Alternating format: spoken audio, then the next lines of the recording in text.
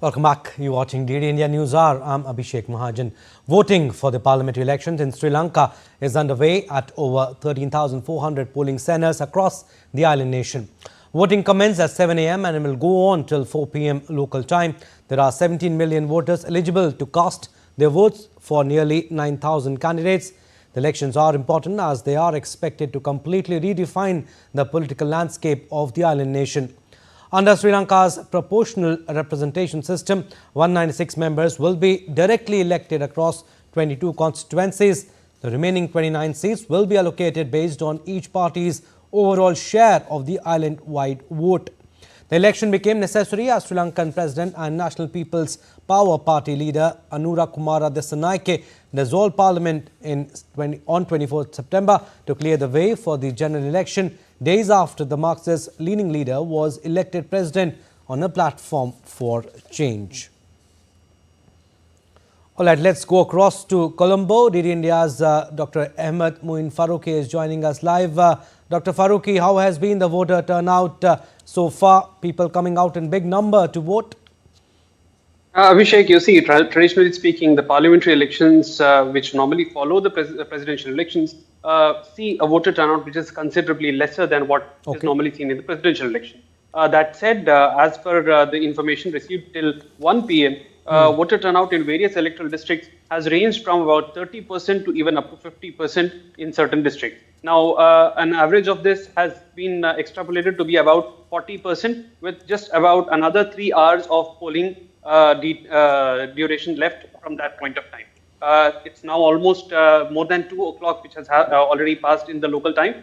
So just about 1.5 hours plus is the time that is left. And considering the figures so far received, people have been talking about a possibility of voter turnout of around 65 to 70%. We can remember that the presidential elections held in September this year had witnessed a voter turnout of around 78%, which was also less than what had been seen in the previous occasions. So a 65 to 70% voter turnout is in the expected range. At the same time, we also have to remember that this is a long weekend. So there is a possibility that several people who are the local voters may have already gone on a vacation, probably to utilize this long weekend. Because tomorrow is a holiday here. It is the Poya day. That is a full moon day which happens every month. And that's a holiday. And then there are Saturday and Sunday closed holidays. So there is a possibility that because of this as well, the voter turnout may also have a dampener. That said, we need to still wait till the close of polls till 4 p.m. and thereafter the counting would commence from around 4:15 p.m. Dr. Faruqi, also tell us about the significance of these elections and how actually they could affect Disanayake's political vision for Sri Lanka, for the country. Abhishek, you see, if you ask me this, I have to trace it all the way back 2022, when at the peak of the economic crisis, people had they had come out in huge numbers, in thousands, protesting against the then government in what was known as Aragalaya, the movement of struggle.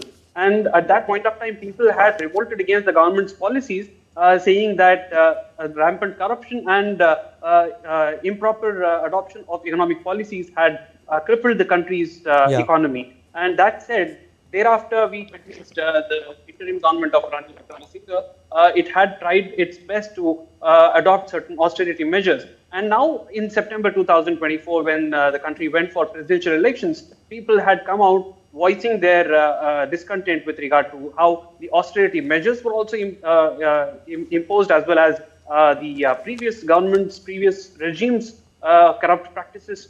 Therefore, there was a strong desire for a change, and which resonated well with President Anura Kumara Dissanayake's campaign. And this is something which has continued even during these elections as well.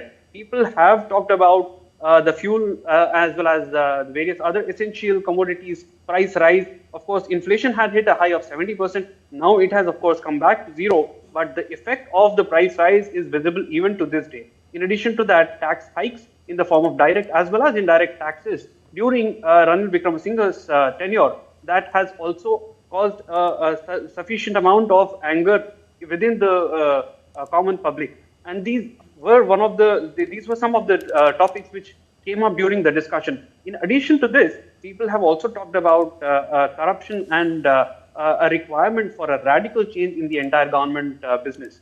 So all these things require a majority in the parliament, so that the mandate which was given to the president could also be implemented completely without any hiccups.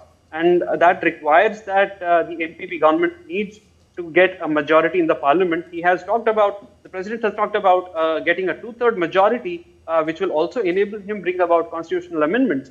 But currently, given the scenario that the president had polled only about 42% of the vote, not achieving the 50%, analysts have said that there is going to be a difficulty in achieving that 2/3 majority.